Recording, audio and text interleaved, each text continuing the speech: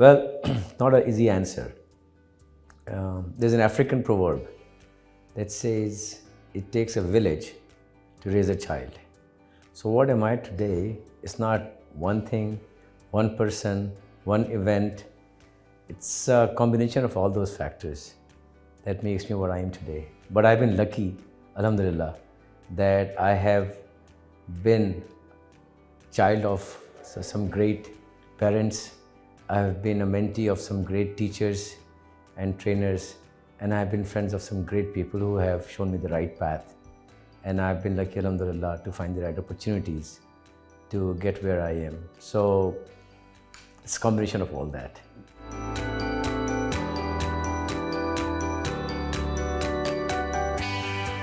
The biggest challenge of my life, and again, I'm going to be very elusive in this answer also. It's not one challenge, it's not one fear. There are a lot of fears that you have. For example, my fear is that whatever I take up, will I be able to finish it?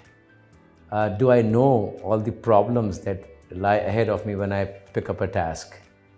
For example, when I was trying to move from USA to Pakistan, I had this apprehension, would I be a good teacher? So I asked my mentor, Dr. Ghaus Malik, that do you think I will be a good teacher? And he said, of course you will be. So, those are the things that I'm not 100% sure about myself. There are a lot of things that I'm unsure about. And only time tells that, yes, alhamdulillah, those went okay. Things do bother me a lot. What I see in terms of the deteriorating ethics and the deteriorating socioeconomic condition of people, that does shake me. So I don't know if you call it a fear or not, but those things bother me a lot. And that also is sort of my driving force of whatever I'm doing, if it can help to a little extent in that direction.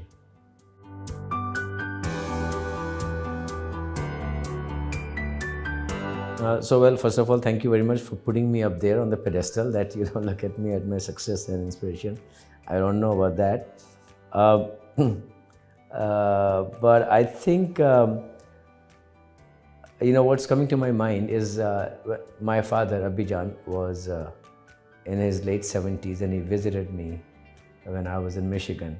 And we were taking a walk, and I asked him, what makes you proud of what you have done in your life? And I thought he would say something, this degree or that paper or that sort of thing. The first thing he said, my children, right? So the way I look at it is, that's what makes me happy. My children, my students, my trainees, that's what gives me the feeling of success. I think everyone that follows his or her dream is a successful person, right?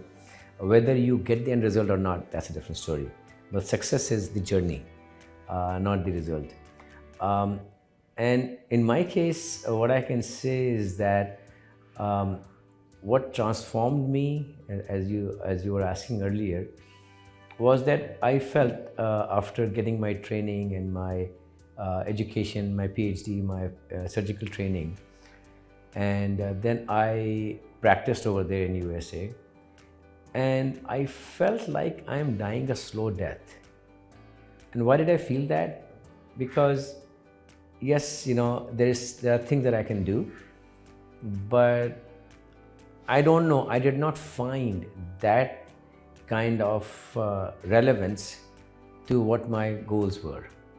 And since I repatriated back about 19 years ago, I have felt that this relevance of what I am, what I'm doing, and that I'm needed, that has made me very busy also, and has frustrated me also many times. But that is what has given me the kick. That is what has made me feel worth living, worthwhile. So I think success and all that thing is a nebulous term, but then the feeling of that you are worth something comes from that if you're needed. That's the biggest kick that you get.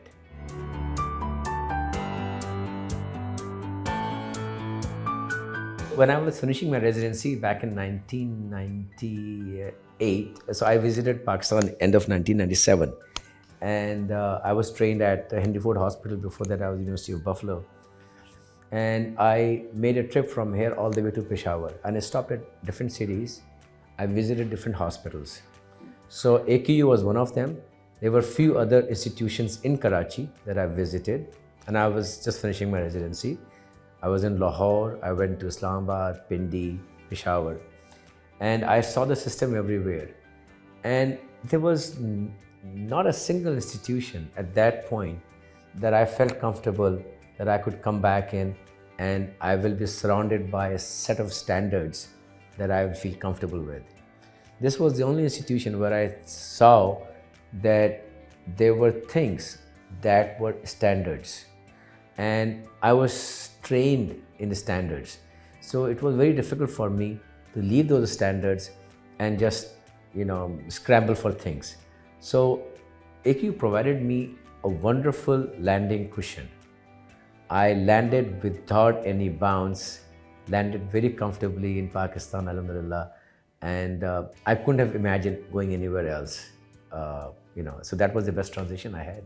AQ has given me all the flavors. When I say all the flavors, I mean all the flavors, right? And there have been moments of ecstasy and moments of enlightenment, moments of happiness and satisfaction, and then you can use the opposites of those moments as well. So I've faced those moments over here, which is part and parcel everywhere in the world, any institution that you go to.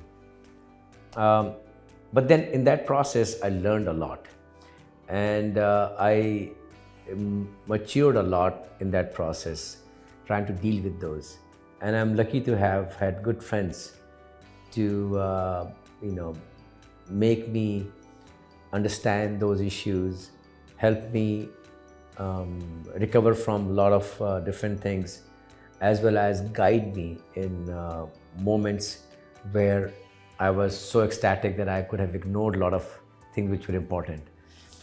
So AKU is a very rich environment, and it only depends on how much you really want to explore it. You can go to different depths and different directions. That's what AKU is. It's not a superficial little boutique thing. It has a lot of depths in it, and it gave me those experiences. It's all up to you to explore.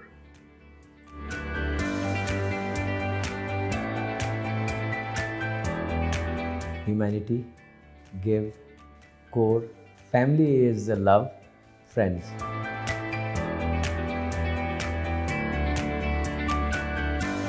If you are connected to AKU, consider yourself as a very lucky person. And it's not me only saying that. I have had a chance to talk to a lot of people in the last 19 years that I've been here at AKU. And those people who were here and then left, those who were outside and then came over here. And everybody, or at least not everybody, majority of them, overwhelming majority would say, don't leave AKU, man. I mean, that's a place that you really feel that you can achieve goodness. There's a lot of other institutions in the country, in the city, where you can do a lot of good things, but AKU is not stopping you from doing that. On top of all that abilities that other institutions provide you to achieve goodness, this gives you some peace of mind that is very difficult to find in other institutions. So this is the place to be.